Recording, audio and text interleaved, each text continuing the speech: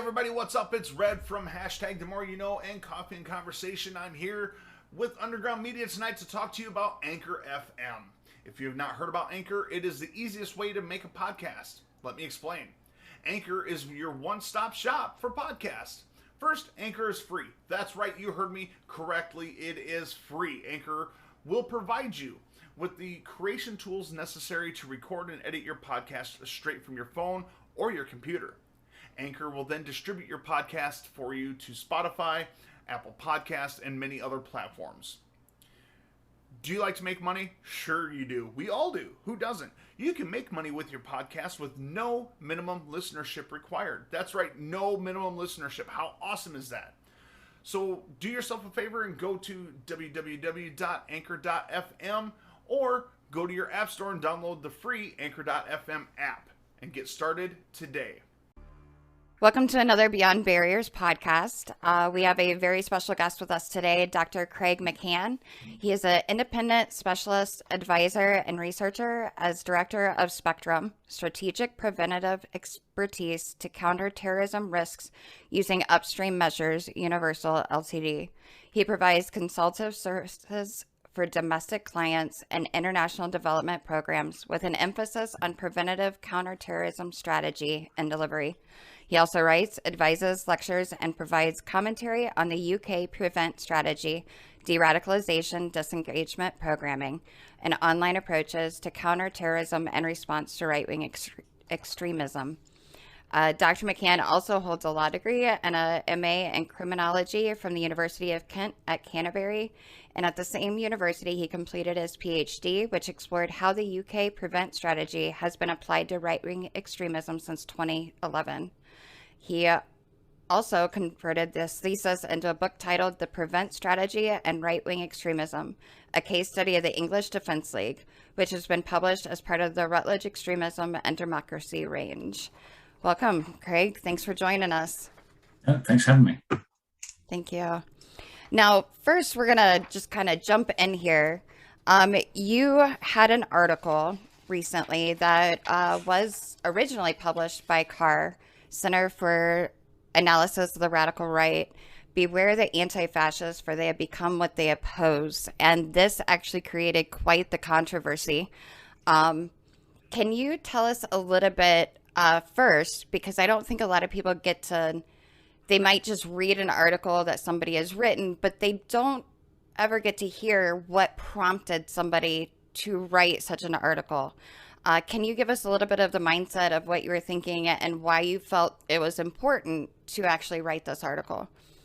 Yeah, sure. So I suppose I, for many years, have been working originally in the counter-Islamist terrorism space, and then shifted gears in around 2009-10 to look at more the right wing, so right wing terrorism, and I suppose the evolution of our strategic approach to counterterrorism has followed that. It's very much gone in that direction. So we're very much focused on Islamist terrorism post 9/11. When it got to around 2008, 9, 10, started to think about all forms of terrorism, because there had been an increase in threats from the right of the spectrum. Then I suppose over the last 2 or 3 years, I've seen the rise of the threats emanating from left-wing terrorism. When you look at things like TSAT reporting from across the European Union, you're seeing the threats from left-wing groups start to really hit the headlines. Particularly think about places like Italy, Spain, and Greece. So groups that aren't in that street protest sphere, they are very much bona fide terrorist organizations committing terrorist acts. And I suppose what prompted me to write the article is as much as we thought that we had a blind spot when it came to right-wing terrorism back in 2008-9, I think we've very much got a blind spot now when we think about left-wing terrorism and what some people will justify based upon ideologies that sit within the left. And I found myself coming across chatter online. Still a lot of work with activists and with intervention providers who work with governments to work with individuals who may be vulnerable to being drawn into terrorism. And there's a real consensus view that some of the tactics that are creeping into groups like Antifa, for instance, are emulating those that we saw on the right of the dynamic. And I quoted in the article the phrase it's okay, or justification to flatten the nose, or to brass knuckle up and flatten the nose of a Proud Boy. And in the article I was making the case that actually if you're advocating for political violence against those who are your diametric opposition, then maybe you're no better than them, in terms of the justification of political violence. I got probably fair to say a significant backlash, particularly from accounts on Twitter in the US. What I would say is that it was very interesting, actually, the level of backlash and some of the charges that were made against me. I was framed as an apologist for right-wing terrorism, but at no point did anyone really, I think, satisfactorily engage with the central argument, and that was that actually justification of political violence. Why should we give those on the left a free pass with regards to what they justify on the streets, when we condemn it for other, extremist groups? So it's been an interesting couple of weeks in terms of the response to the article, and unfortunately it's been removed from the CAR, the Centre for Analysis of Radical Rights. It's been removed from their website because of the level of pressure they came under. And unfortunately, as well, the director of CAR, who's he's a tremendous character in this field, Professor Matthew Feldman, and he has done more to counter terrorism emanating from the radical right than all of these individuals who are angrily mashing their fingers into their laptops, all of them put together, frankly. Right. And I think he really tried to create an atmosphere within CAR, which was a broad church, and he understood that we need actors from across all political persuasions to unite in the joint endeavour to counter all forms of political violence. And I suppose it's probably fair to say that I politically sit on the other side of that church to a lot of other individuals who are associated with CAR. But I have never had a problem working with people and other academics and people doing programming on the ground, as long as obviously we know what the rules of engagement are. But it's been very telling over the last couple of weeks how many individuals associated with CAR have, I think, abandoned the idea of broad church. And have crept into, in my view, becoming apologists for political violence on the left. I'd go so far as to say that in some of the discourse that I've seen over the last couple of weeks. Right. I wanted to say I thought your article was really fair, and it covered those issues. And I mean, especially for all the years you've spent tackling the far right, just to point out something like that and to say, hey, we should condemn violence no matter what side it comes from. To me, that's not controversial. That's common sense, and that's why I was pretty shocked to see the level of animosity that came towards that statement and towards that article, because I don't feel that it was unfair. And coming as someone that had been an extremist on the far right, I can say that one of the things that a lot of the people on the far right believe is they see the far left getting away with certain things. And we monitor, one of the things we do at Beyond Barriers too is we monitor this chatter. Not only do we know these people from when we were there years back, but we also monitor their chatter. And you hear things like, well, so what happened on January 6th? Because in 2020, the riots and the burnings and the lootings, that was, way worse than what we did. It's always this balance. They say, well, they're just as bad, or no, they're worse. And I hear that all the time too. It's sort of like, well, Nazism was bad, but communism was worse, or communism was worse, or vice versa, and that sort of thing. And that's how an extremist balances this stuff. They say, well, it's really not that extreme because these people are getting away with it. So why can't we get away with it? So I felt like it was an article, and it was something that needed to be said, and the fact that there was this backlash over just being fair. I feel, this is just my opinion, but I don't feel like you said anything that was over the top or wrong or really that controversial, and it shouldn't have been reacted to in that manner. Because if we don't look at all forms of extremism and tackle these issues fairly, fair is the key word here, and not let our own personal opinions get in the way of that sort of thing, it's the problems are going to exasperate. They're going to get worse. And that's why I thought it was courageous, even though you did take flack for it. And I'm sure you still are. It should have been said, and you should have had more support in my opinion on that. But I'm not getting into the politics of all that or anything like that. But I just wanted to say, we felt like it was a good thing to do because it's fair. Yeah, no, thanks. And I know, and that Twitter is not the real world, and the distinct and very small echo chamber that is obviously a lot of these accounts that they did vociferously attack me and the article, and also Professor Feldman and Carr itself for even having the audacity to publish the article. That's not representative of normal people. Absolutely not. So then we've got to bear in mind the nature of the backlash, because actually I've spoken to many practitioners, including members of CAR itself, who have reached out to me by way of support over the last couple of weeks and said, look, don't necessarily want to raise my head above the parapet, but I just want to say I agree with every word you say.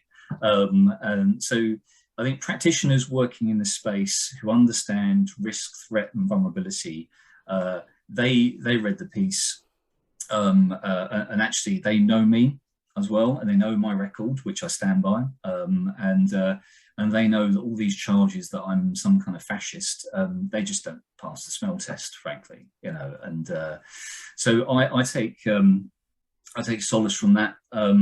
Actually, I've put something out there that has at least precipitated a conversation that needs to be had.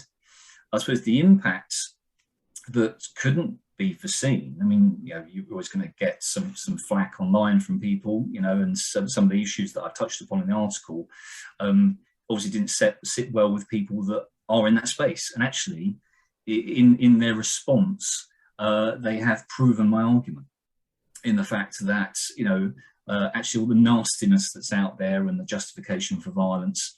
When you think about the rebuttal article that was written by a guy, obviously still within CAR,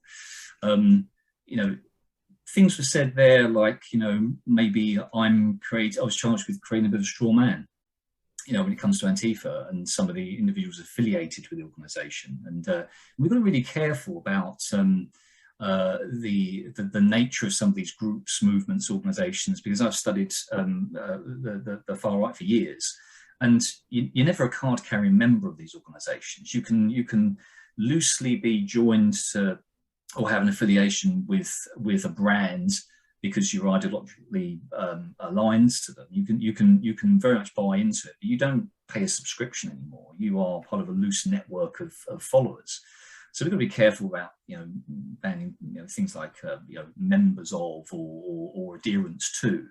But it was, I think for me, it was very, very clear that in the charge that I'm creating a bit of a straw man. I mean, that equally, that's, I really challenge that, because I think even the FBI in the States has moved from, this, framing of Antifa as an idea to actually recognizing that there are organized nodes at the local level, organizers, mobilizing people, that this has got a significant online footprint. This is going to be, and there's a number of individuals who are, or have been, and who are under investigation for criminal offences dropping out of street protests. So I think we've got to take this seriously. I think there are too many academics and too many activists, and a very, very blurry line between the two nowadays, who are not just turning a blind eye to the political violence associated with these groups, movements, organisations,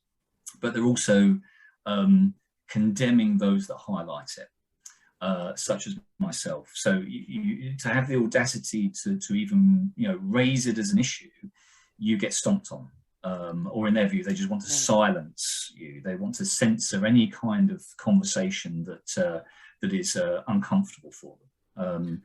So as much as I say that we could have anticipated a bit of a backlash online, I think the thing that was surprising was the response within CAR. Because there were fellows that resigned over this, and then 27 of them got together and wrote an open letter calling for me to be kicked out of the research centre, questioning the leadership, and wanting to. I mean, if you read what the kind of list of demands, I mean, that should chill any researcher to the core. It was very much an ideological takeover. We want to appoint our own committees to talk, to sign off on members. We want to take over the editorial process, so that all of the insights coming out from fellows, we want to say as to what goes out. That is censorship every day of the week. So there's very much a groupthink that I didn't realise that's there, and obviously in response to that, obviously Professor Feldman resigned as the founder director of CAR, and there's an acting director there now, and I think there's an announcement coming up this week where they're going to define the future of the organisation. But I think it's very dangerous that an organisation like that, with the reputation it had, has been subject to such an ideological takeover. Because where do you think it is that governments and police forces and academic institutions, where do you think they go to understand extremism? They go to groups like CAR. And if CAR is very much ideologically driven towards, turning that blind eye to political violence of the left, then they are no longer credible. They no longer have a say, and they can no longer be trusted to speak without fear of favour, to have credibility from a research perspective, to actually influence the conversation we need to have. So that's, I suppose, over the last couple of weeks, that's the thing that's really, I suppose, surprised many people, is that shift within CAR itself. But what I would say is, I've been heartened by the fact that so many people within CAR have reached out, and they applaud the article, very supportive, but then are very concerned about the future direction. And I want to just say this in just general terms, because I don't have a foot in CAR or anything like that. But I want to say, like, from the work that we do at Beyond Barriers, we feel like it's incredibly important to be nonpartisan when you're doing this kind of work. Mm-hmm. When you're working in prevent, or you're working in de-radicalization, in the de-radicalization space, period, you have got to be nonpartisan. Of course, everybody has their own political beliefs. You can be right, you can be left, it doesn't matter. But don't be on the extremes. But when one of the things that I noticed right away, getting out of the movement, is that the people that we're helping to leave, the people that we're walking out, they'll ask, like, hey, are you with Antifa? Are you a communist? I mean, this is like the most common question they ask. Literally one after another that's reached out, they ask that. And I say, look, do you see anything in our online footprints, anything that we're putting out that would lead you to believe that? No, but I know other formers or other people do that. So I'm going to ask you. I'm going to say, no, we're nonpartisan. We'd stay away from that.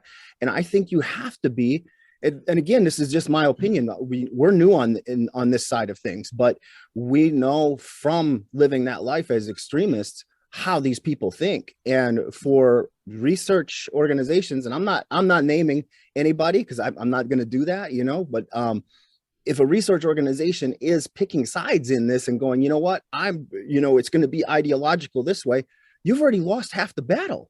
You're not going to get people aren't going to change. You've created your own echo chamber now that's politically based. And the people that are trying to change, they're like, okay, so I have one choice to stay on this extreme here on the far right or go to this extreme on the far left. And neither one is a good choice. You need to be somewhere in the middle. You can be right, you can be left, you can be in the middle, be anywhere else, but stay away from those extremes. And the way they're viewing that when people are making these kind of ultimatums, or when even criticizing, even pointing out that, hey, there's issues over here. It's not just one side. And I've given talks with the government and different things like that too. And I've seen other, and again, I won't say, who or anything like that, but I've seen other so-called experts talking about there's no extremism on the left. I saw a guy say that was one of the leading experts say the only form of left-wing extremism I could find, he said, is going back into the 1960s. I about fell out of my chair. I was like, you've got to be kidding me. Of course, there's a lot more going on the far right, and that should be focused on, obviously. But if you can't point out the extremism on the other side, there's some kind of disconnect. There's something. I think it's an utter failure, and I think it's shameful, and I think it sets us back in the work that we're trying to do in de-radicalization in general, because it builds those echo chambers. So sorry for the rant, but it leads me to my next question for you, Craig. Dialogue and civil discourse in your work in prevent, in your time in law enforcement and everything else. Do you think that dialogue and civil discourse are important things that we should have in society today, or do you think it's better to use cancel culture and cancel thoughts and opinions? I already know the answer to this, but I'm going to ask it anyways. Well, I think this is why there is so much concern and pushback against cancel culture, and you hear the term woke a lot, don't you? What is woke? Woke is being alive to the idea that there is prejudice out there and trying to overcome that. Trying to combat that as much as possible. So I kind of prefer to work from the basis that everyone is woke. We're all, in terms of our level of awareness, our level of the level of information that we've now got access to, the networks. I think we're all, in terms of, humanity in the year 2022. I think there's never been a better time, to be, living in our societies. The number of, laws that we have, the kind of cultural awakening that we've had in terms of equality, and I think there's a lot of people that would decry that and say, well, and would prefer to focus on the past than the present and the future. And I think there is a very pernicious, I think, way of thinking that it's taken hold, particularly within social media. And let's not forget that social media encourages this, just because it's the way that this stuff is built. It's about relevance, and it's if you have a particular way of thinking, it's very easy to fall into a tribe on social media. And I've said this time and time again, social media didn't make people bad, but it brought the bad out in people because of the way that we use this stuff. So I think the term woke has been hijacked in many ways by people very much who are extreme in their thinking.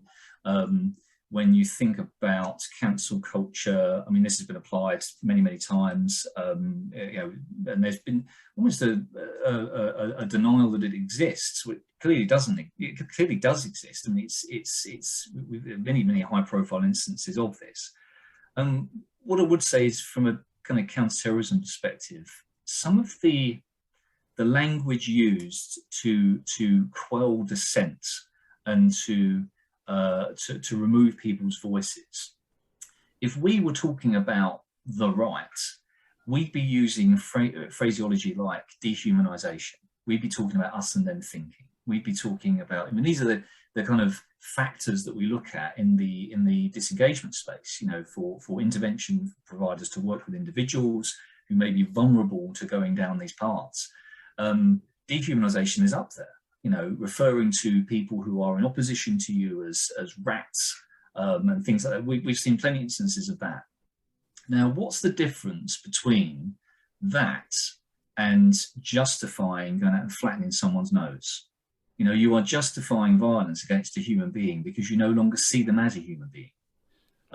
It's very much us and them. So I think there is this you know, it's cancel culture. It's this say very pernicious strand of thinking within our discourse at the moment, where it's very easy to drop into those echo chambers online. Sometimes, I mean, I left Twitter about Christmas time, and I've got to say, I've never felt so good, because it's very easy to get drawn into this very negative spiraling way of thinking, that there is rampant inequality out there, that there, you know, we're going backwards in many ways.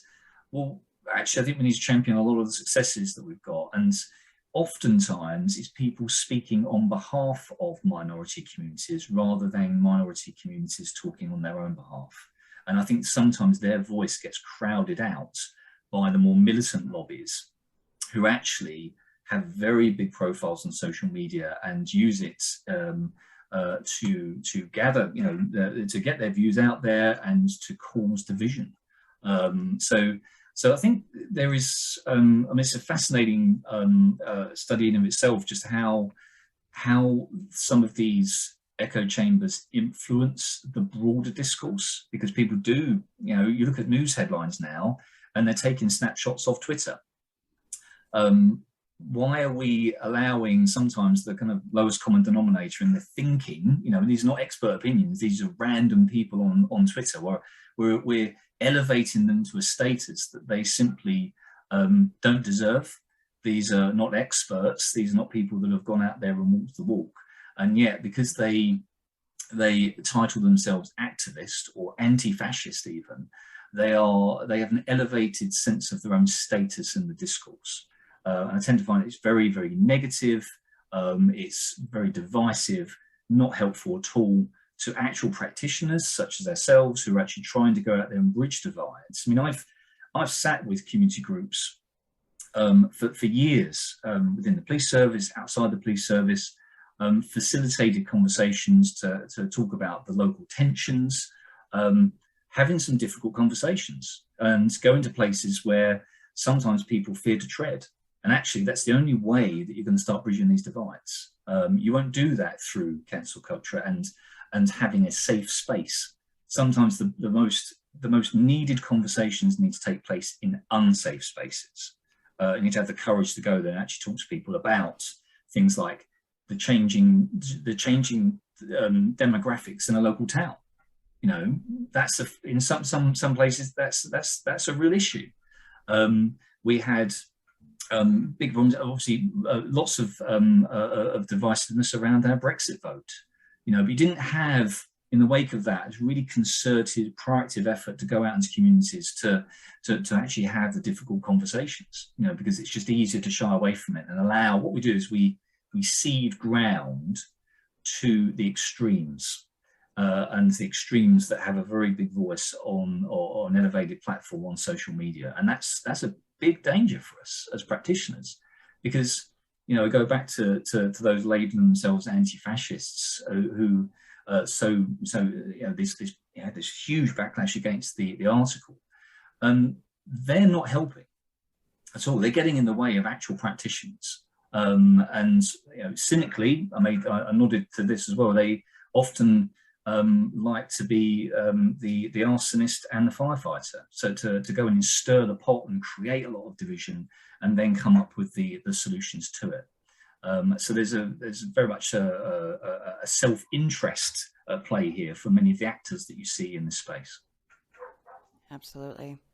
Now, one question I also had is, being that you're in the UK and we're in the US, and I never realized it as much until I left the far right and started looking at other places other than the US and how it's the same but differs, the problems that we see with the right-wing extremism and the left-wing extremism. Now, being that you're in the UK, have you seen, or maybe did you get more of a backlash from the left here in the US than you did in the UK? Or how did that kind of... Yeah. It was very much led from the US. And that's when you think that's these networks, that's where it exists. I think culturally, in terms of the conversation around counterterrorism and counter-extremism and the framing CVE, which I've written about this before. CVE is an aberration in many ways of counterterrorism work and good old-fashioned community cohesion work. But that's probably a conversation for another day. But I think the most significant backlash was from the US. But I think culturally, when we have these conversations about CT, for instance, we very much take the lead from the States on this. So there is, think back to kind of the war on terrorism, and then obviously latterly, certainly over the last 10 or so years, the shifts towards right-wing terrorism, very much led by the US. I mean, we very much follow, and there are many of us that would say that we need to be taking more of a lead. I mean, I'd say that our prevent approach is better in the UK than it is in the US. I think there's a whole multitude of reasons for that. I think we made a lot of mistakes on the way. Don't get me wrong. We stepped in a whole bunch of potholes in the development of that. But I'd go so far as to say that our prevent strand within our counterterrorism strategy is world leading right now. And I do a lot of work in international development. I do very much believe that. And I think the investment and the thought leadership on that has been second to none. But I think in terms of the cultural leading the conversation on things like political correctness, cancel culture, these are things that we are inheriting from our American brothers and sisters, unfortunately. And we saw this cancel culture, it took root in American universities first. And there are a lot of people here that say it never happened over here. Well, it has happened over here. We very much, I mean, it started with yourselves, and we very much imported it. And it's now permeated into our media, our broader kind of academic circles. And there is, I think, a concerted pushback against that. There was a study I read that suggested that, based upon it was survey data with academics from a whole range of different universities, that those academics that would define themselves as maybe sitting on the right of the spectrum, so centre right in their leaning, definitely felt more of the chill of cancel culture than the left. But significantly, many academics on the left also felt it. So it's not something we can deny the existence of. It's been very interesting seeing how this has shifted over time, and that there was, I think, some probably self-assured people over here that would say, that's happened in the States, it will never happen here. Well, it has. We have very much imported that. Where this goes next, who knows? Is it going to get worse before it gets better? But I do see there's very much a kind of cultural clash going on. And for me, one of the best things people can do is get themselves off social media. And I think it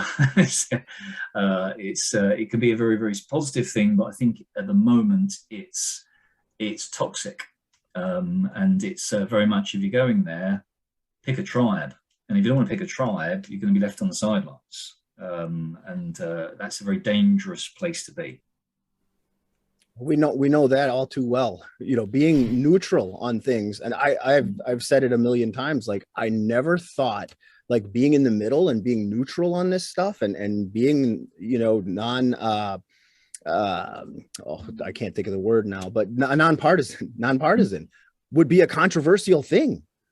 Like, being neutral is and I think radicalization, just from my experience and from our experience, is reciprocal. Like, if you have radicalization on one side, you're going to have it on the other. And if you look at it through a lens and just say it's just this one side, you only have half the picture. You can't balance it, because a lot of times it's reciprocal. And I've got examples of that from the time in the movement when there was clashes. It radicalized people. It got people more pumped up to go to things and things like that. When there was, like the old saying goes, if a tree falls in the woods and no one hears it, does it make a sound?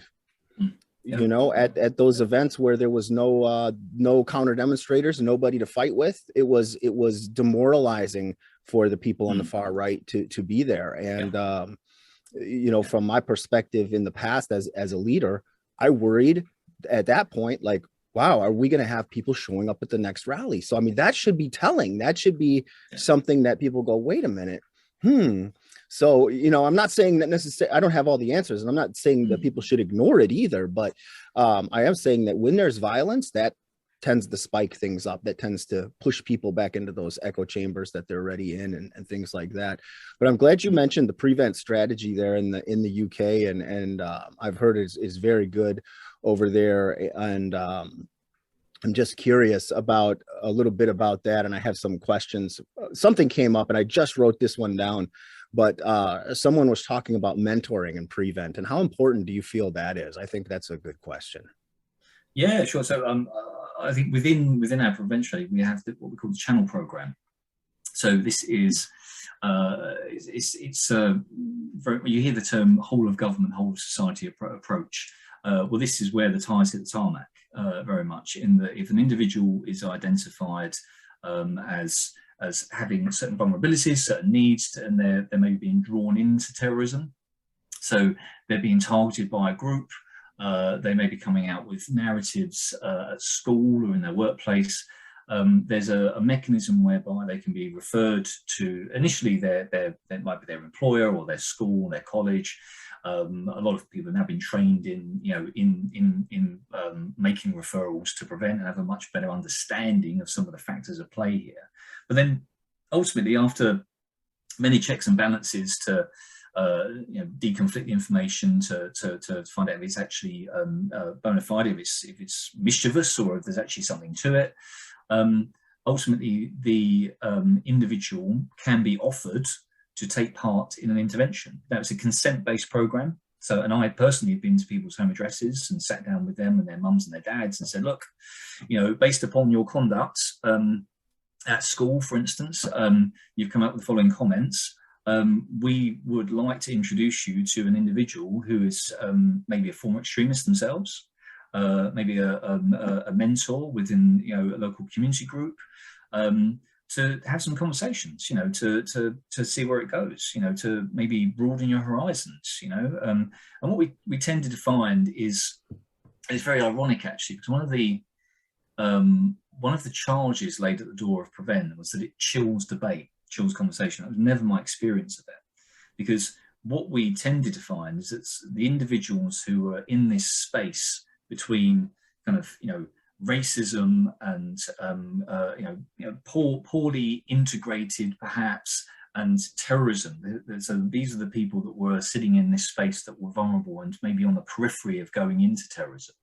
Now, they had their minds closed to alternatives. So one of the big things that recruiters do is they drive wedges between the individual and forms of information, because they want to be the only form of information, or the means of getting information for the person. So they'll drive wedges between the person and their friends and family. They'll discredit, might be their government, their police service, and it's all about trying to whittle away alternative perspectives. So my experience of channel is that oftentimes through conversations we would get people to think a bit more critically about what they've been told, and I never found it as restrictive. It was more liberating, so we'd encourage them to read these books, go and expand your horizons, speak to these people. And what we tended to find is that in breaking down the walls of that echo chamber, we could actually liberate them from very dangerous ways of thinking about things and justifying violence, and going back to things like dehumanizing people. So we do things like, well, if you're on the far right, let's get you to meet a Muslim. Let's get you down to local, and we'd work with community groups who'd facilitate this, and you'd sit two guys together, and they'd be on completely opposite sides of the spectrum, but they'd find out that they support the same football team, and they can, talking about shooting the breeze and talking about some of the commonalities about the estates they grew up on, and and they know they're kind of the same people, and that's what this is all about. And this is the, as I say, the non-safe spaces we have to work in. The channel is it's a multi-agency approach to the problem. It's very much so police working with health and education partners, NGOs, and bringing all of those perspectives to bear on coming up with the best intervention for an individual. Some of the best work I've done is within channel, and I very much work in that space internationally now, because I've not seen an approach that is better at managing some of the risks associated with these individuals, and trying to meet and meet their needs, to divert them away from those pathways to harm. But yeah, it's a distinct irony for me when you have people badging themselves as activists, and they're I think I go back to it was something that Barack Obama said years ago, and he said, if you think that calling people out on Twitter is activism, that's not activism. Activism is actually, walking the streets and meeting people and, getting involved in conversations and local issues.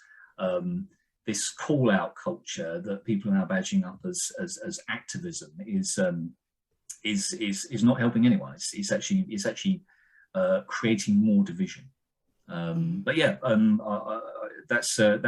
my experience of channel is very positive, and certainly I had a guy that I was managing within channel.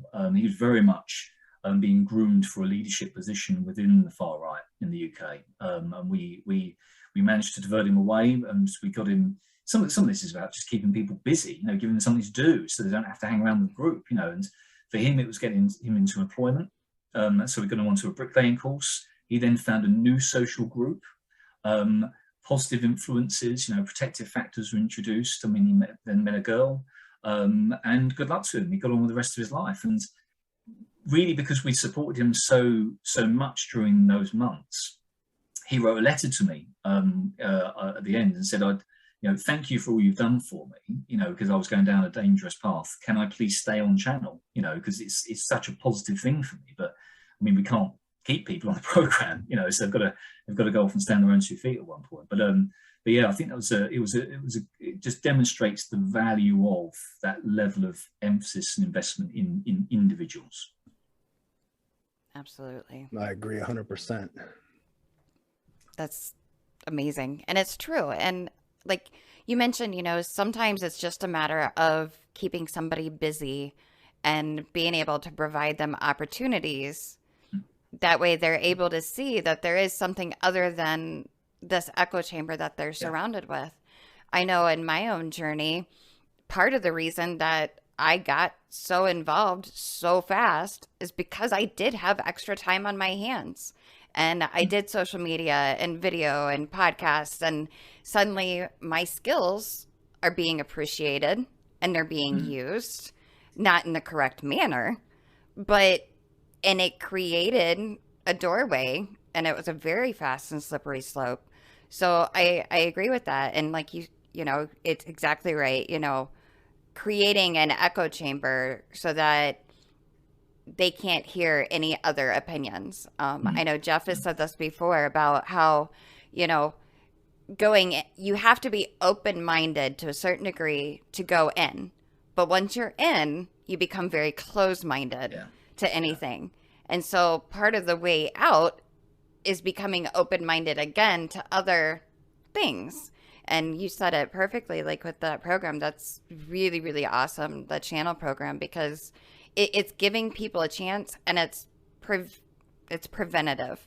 You know, over here in the US, I think we're so enveloped in countering this that we forget the most important thing is learning how to prevent it from happening in the first place. You know, that's one thing at Beyond Barriers. Like, I'm very passionate about getting into the schools and working with the kids and, you know, teaching the relational dialogue and the civil discourse, because there's going to be people that you don't get along with, that you don't agree with, that, you know, politically are on opposite ends of the spectrum.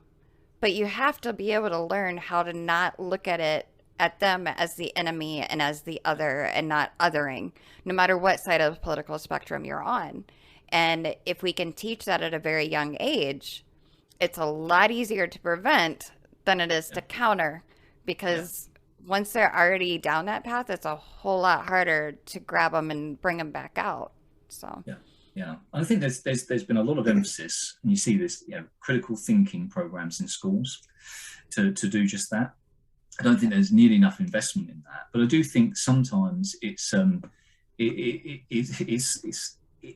closing the stable door after the horse has bolted in many ways. And what do I mean by that? Well, actually, a lot of children's behaviour is learned behaviour from their parents, and our generation have you know, grown, it's exploded over the last few years. You know, the crutch of social media. You know, so we have really been drawn into this space, and now you're starting to see. It was a great program, The Social Dilemma, I saw on Netflix not too long ago, about how all of this stuff is altering our brain chemistry in not great ways, in that we are chasing likes and therefore having to be more controversial. And you're seeing adults, and they're going down these dark alleys and manifesting these behaviours. And who's in the room, you know, learning from this? Their kids. You know, so as much as we focus our energies on children, I think there's certainly some work to do on digital literacy, on critical thinking for adults, because it's so, I mean, I've seen very credible people that I know, and they've been drawn into spats on Twitter, and you think, just put your phone down. It's just, this is not real life. As I say, if you were to go onto Twitter, you'd feel so depressed at the general state of things, because you think there's rampant inequality out there, and that there's doom and gloom, and there's nothing you can do about it. And particularly if you're a white heterosexual man, you know, the way that you're framed in terms of your influence on this and the say that you have within these conversations. I speak to a lot of intervention providers who are working in this space, and they said that it's so damaging to some of the clients that we're working with, because they feel as if they've been portrayed as the enemy, and they're the other, and they're no longer human. They don't have a say on their lives anymore, because of what they are, as opposed to who they are and what they do. So yeah, my big message to a lot of people is to focus very much on the, you know, put your phone down and go and spend some time with friends and family, and just get away from the stuff, because that's you'll find a lot more, that the world is a lot more positive than social media would have you believe, and actually we are nowhere near as divided as is portrayed online. You know, you walk down, you strike up a conversation with a stranger, and you know, generally, you know, after many years of being in the police service, I do believe very much in the power of people to be, you know, the goodness in people. And I've seen it, don't get me wrong, I've seen the bad, but I think overwhelmingly seen the good. But this recent experience of this backlash, I think I'm in a position where, you know, within my career, where I know this is what it is, actually, and I know just how unrepresentative what are, you know, these views that you see over the last couple of weeks, how unrepresentative that actually is of normal people, and I take great solace in that. Yes. So could you tell us a little bit about the book that you wrote, and if people are interested, where they could get that?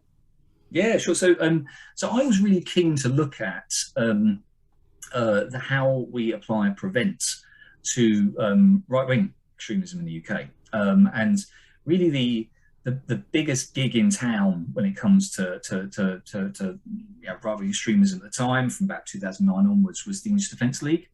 And what I found I did a lot of interviews with practitioners, about 80 or so interviews up and down the country. I looked at 3 case study areas. And I actually started the PhD while I was serving police officer. So I was the head of strategy and policy within Prevent Policing, and I had pretty good networks. And actually I found, on speaking to people, that there was this general consensus that the kind of that the EDL had never posed a terrorist threat. They were not a terrorist organisation. They've been sent plenty of attempts to prescribe them as a terrorist organisation, but they never hit that criteria. They were the victims of terrorist attacks, but never causing terrorism themselves. So they were very much a street protest movement. And what I found was that, okay, they'd never posed a terrorist threat, but they certainly had posed a community cohesion threat. Anytime they turned up, they stirred up tensions locally. That can't be denied at all. I mean, that was, in many ways, the biggest threat they ever posed. And you saw this, when you had the EDL announce they were coming to a particular town, you just saw the opening of old wounds. It's exposed it to the world, because obviously the national media would come down and they'd start looking at what's going on here, what surface tensions are bubbling. So it really exposed a lot of that. So yes, a community cohesion threat, and also a public order threat, because they turn up in thousands. Numbers would turn up, and you'd have the police would shut down the town and say business is closed, because obviously the huge numbers of people coming down, the high prospect of fights on the streets. And then what you found is this mobilisation of counter protesters. Then you started to see a lot of fights in the streets, criminal damage. So one of the central conclusions from the book is that whereas we focused on the counterterrorism space, very much the poor cousin, when we think about policy, it's the poor cousin when we think about policy development is very much in our community cohesion integration space. And when it's very easy to kind of erode that first step on the journey. So you don't focus enough time and effort and energy in building strong communities, but you focus on extremism and terrorism. Well, you need to come back from that. You hear practitioners talking about the upstream space. Well, there is no more upstream space than the way that we build relationships that has nothing to do with terrorism. And I see this. One of the whereas we've got a world-leading counterterrorism strategy, look across at our community integration strategy, and that's where we certainly need a lot of work. We need a huge amount of emphasis on that, because we can actually get in front of a lot of issues when we think about prevent. This is prevent. This is where we need to be to stop people even encroaching into this sphere that we call counterterrorism. So one of my central conclusions was just that actually we are at risk of overly securitizing this sector, much as we did with Islamist terrorism in many ways. So we learned mistakes of the past, or we just repeating them. So very much pointing towards community integration as being the area of the most need. And I'd say in all my international development work, I've drawn the same conclusion from a lot of jurisdictions, and you see the prevailing wisdom of counter-extremism, counter-terrorism coming in. Well, actually, you need to take a beat and think about what is it you need to get in place first before you even think about counter-terrorism. Excellent. That's so awesome. Where could someone get the book if they want to get it? Oh, sure. So it's on it's published through the Routledge Extremism and Democracy range. Okay. So yeah. I'll make sure to put a link for that in the description below in the video. Great. So, Thank you. absolutely, definitely. And did you have any other questions, Jeff? Because No, I think we're at about an hour, so I was going to just Yeah. ask you that. We're almost out of time, but I definitely would love to have you back on for another conversation. There's so much that, we can learn, and, you're very knowledgeable about what you do, because not only, have you researched it, but you've been in the thick of it, and you've, from all angles. So I thank you very much. And thank you for having the courage to, speak the truth, and knowing that you're going to get flack, from all sides, because, sometimes when you try to point out the wrongs on each side, nobody really likes it. Yeah. But I really appreciate it. And I just wanted to end with actually the last line of your article, because I think it can be applied in so many different areas of people's life, not just in extremism. But what you said is that to those who advocate for violence against those you oppose, take a good look in the mirror, for you may have become that which you hate. And this can go for anybody, whether it's politics, society, everything. You might have a righteous cause, but make sure that you're not using the tactics of those that you oppose, because you will become that which you oppose. So thank you again. I really appreciate you coming on. No, thank you very much indeed for having me. Been great talking to you.